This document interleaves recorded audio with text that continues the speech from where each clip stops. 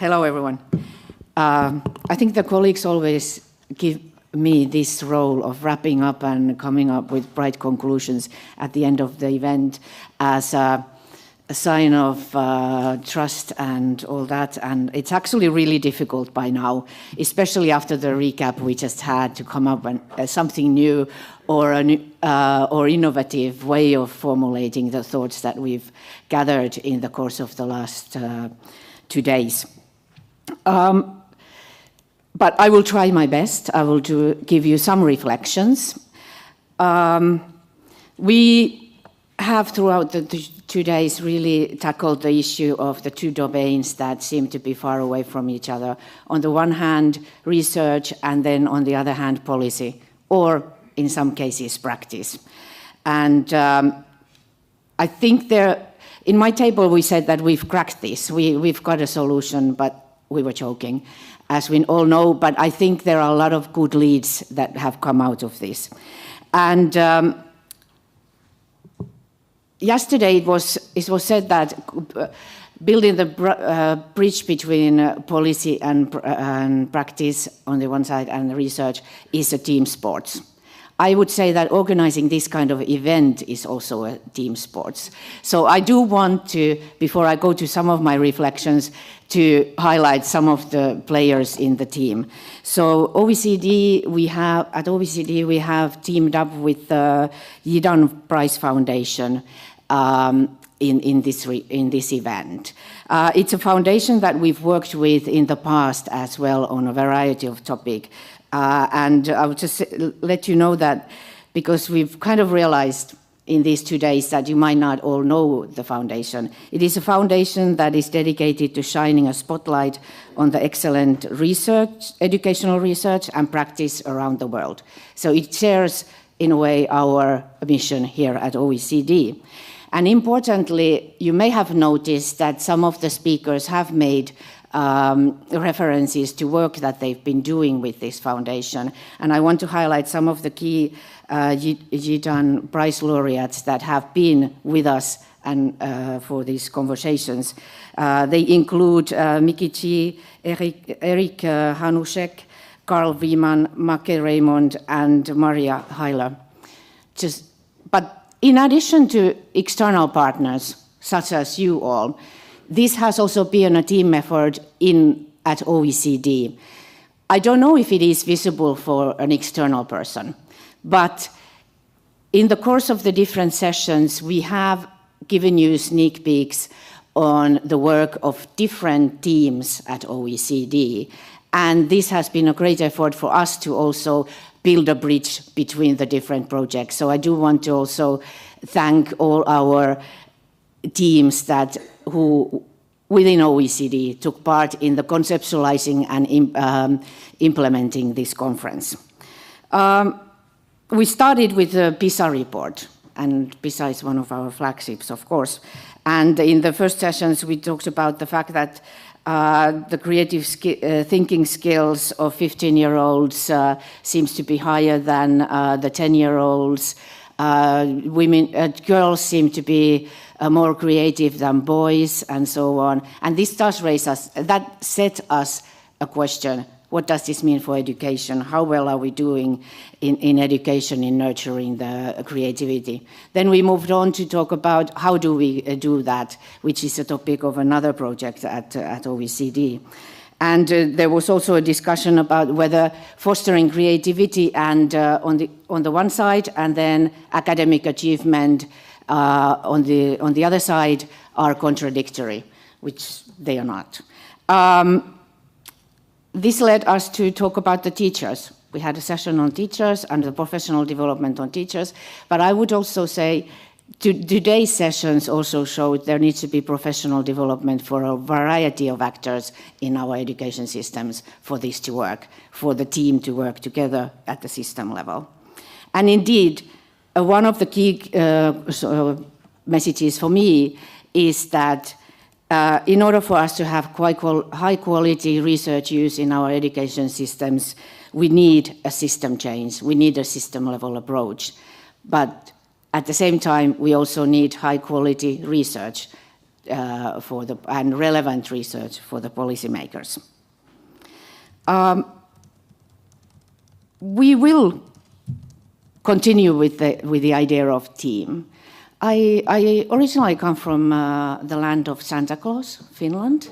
So I've had some little helpers here, like any Santa would have, who have recruited more little helpers to help me wrap up this conference. Therefore, I've been informed that there are 4 of you who have graciously volunteered to help me wrap up the messages of this conference.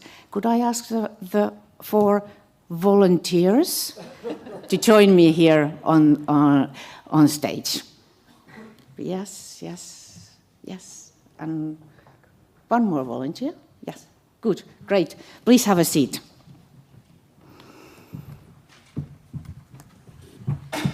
But another thing we learned yesterday as well is that the important, beyond the teamwork, the important thing for learning is dialogue. And those who share often learn more. So I have 2 questions for all of you. I would ask you to be very brief in answering them.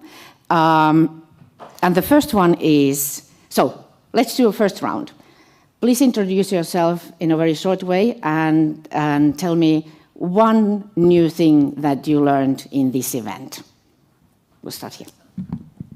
Okay, I'm Suzanne van Belo. I used to be a researcher and then I worked for the federal level for 17 years. And at the beginning of this year, I started working as the director for the Länder, the state level in Germany that are actually in charge of education. And I don't have just one thing, sorry. You have to choose. 2. If you're very brief.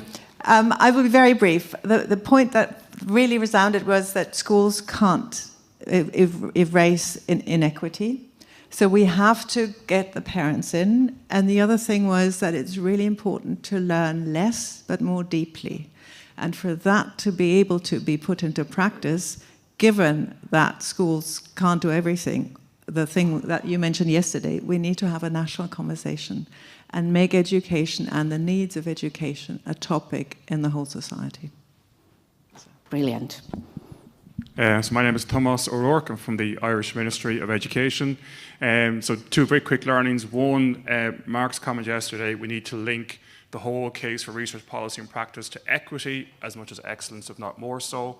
And secondly, Jonathan Kay's closing remark just here this morning about, on the one hand, supporting sustainable infrastructure is really good investment of resources, but we're not investing those resources. And in that gap is a whole welter of questions about how we create the case for that. And I think it was someone else on the table has commented about evaluating the impact of knowledge brokerage, and we get better at that.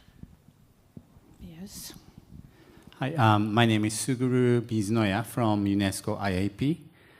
What I learned and really liked about it is the analogy of knowledge broker as the jazz band lead, because you have to improvise due to the political request, and also you have to swing between different parties, and you have to synchronize. And you also have some blue notes, like we always look at the some kind of weakness of the system, and we try to end with a happy note. There are some calls and responses. It's not, education is not operating in isolation with the society, so there are calls and responses. Yet it requires some form of structure to play a good jazz. Good. Thank you, Santa. So what I'm going to offer unfortunately, I don't have packages. I know. I'm like, where's my present? No, the learning I had is change is feasible and takes time, and through knowledge brokering. And I say this because 10 years ago, I was the CEO of the Lego Foundation. And I had the first conversations with Andreas, sharing his view about the role of creativity in learning and his view and vision of embedding this in PISA one day. It was so remarkable to see this. I'm not there anymore, haven't been there for some years, but to see that take fruit yesterday. And then in thinking about this question that Nora presented, just this is a wonderful example of effective knowledge brokering over the last 10 years. The role of creativity in learning, the benefits of being better at measuring creativity and assessing in the classroom and infusing in policy, and look where it is now. And I just want to say, even though there were so many things we learned about to improve, this is a wonderful example of the benefits of effective knowledge brokering. So bravo to all of you who've been part of that. Thank you. And thank you for everyone indeed who has been part of that. I used to work in quality assurance of higher education, and there was a colleague who was really the one of the people that we all looked up to, and we had learned from her. She had been a pioneer in the field. I organized a conference series, and she came every year. And I thought to myself, what can she learn from this event anymore? Because we were basically learning from her. So I asked her that, what motivates you to come to an event? And she said that every time she came, she did take away one idea to go back home with. And she considered that if she had that one idea per conference or meeting, that she could go back home with and reflect and think about how could I do something differently, the event was successful and worthwhile going. So I would encourage everyone here to think about that. What is the one thing that you will take away when you go home, and what will you do next week differently? While you reflect on that, I would ask our panelists also to say what would be for you that one thing. That is a really good thing to take as a homework. And the thing is, we have an ample knowledge base and a good council of researchers that advise us. And at the same time, I'm now dealing with 16 ministers, and they're really, really busy, and they're under financial constraints. So what I'm taking home is I will try and start a conversation or do some of the relationship work between those experts and find a new format when I come back to inform these people about the research and connect them together. Your comment to you reminded me of, I think it's an actual quote of a violinist who was asked at the age of 93 why he still practiced. And his response was, because I feel I'm making progress.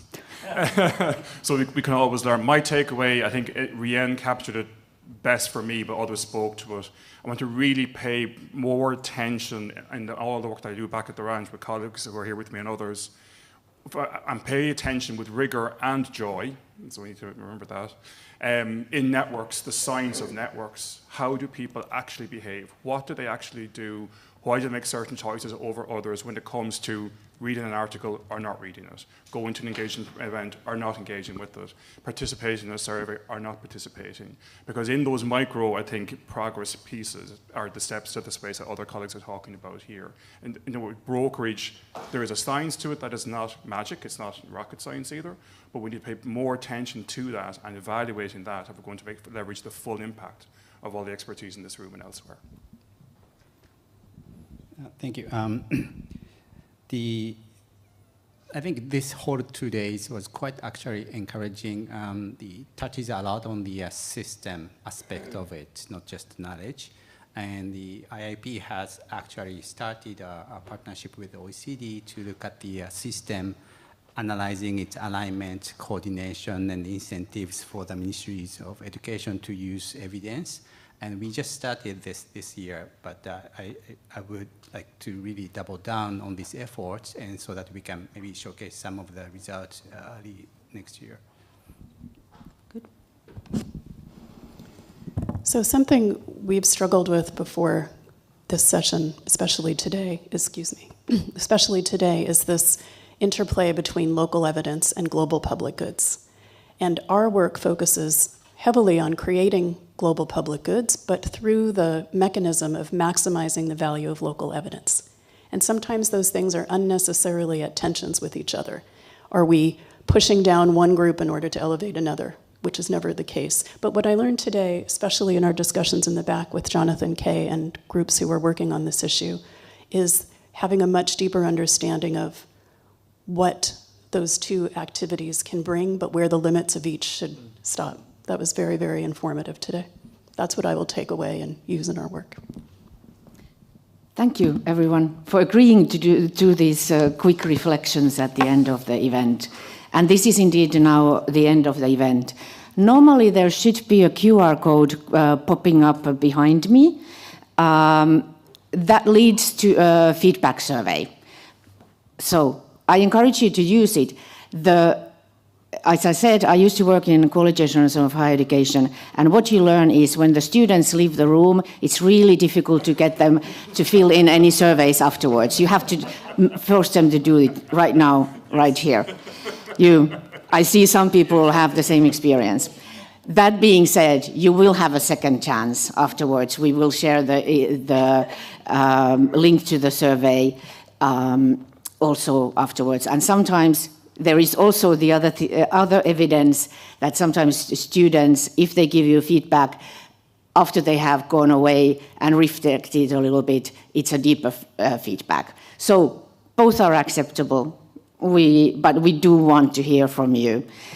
And we do want to continue to collaborate with you also going forward in our work, going back to the comment from UNESCO. Yes, absolutely. But for the time being, I really thank you for your contributions here in these 2 days. The team has taken a lot of notes, and let's work together for the brighter future and better learning in our education systems, because I do think that was one of the key messages of this event. We're not talking about building a bridge between evidence or research or then with the policy and practice just for the sake of doing it. It's about improving our education systems. I said I don't have packages or gifts for you, but I do have one thing still. Lunch is being served upstairs. So you got vouchers yesterday, so you can still go and enjoy in good spirits the lunch with the participants in this conference. So thank you, safe travels home, and we will be in touch. Thanks.